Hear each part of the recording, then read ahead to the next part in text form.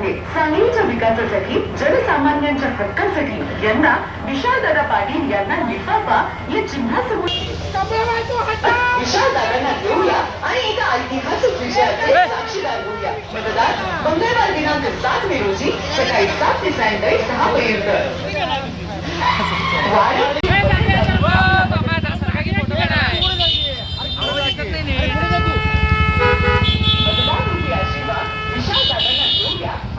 मागे मागे अण्णा मागे कशाचा आहे? प्रेस आहे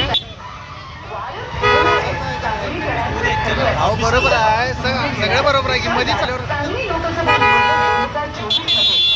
विकासासाठी जनसामान्यांच्या हक्कासाठी यंदा विशालदादा पाटील यांना लिफाफा या चिन्हासमोरील बटन दाबून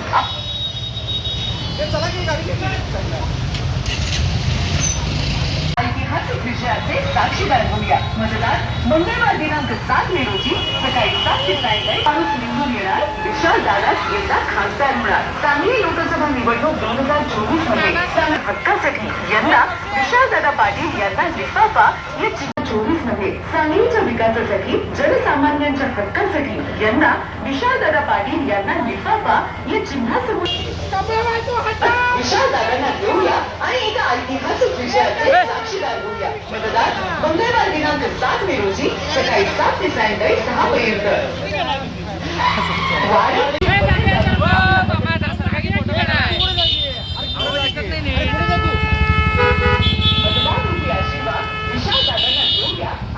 मागे मागे अण्णा मागे कशाचा आहे? प्रेस आहे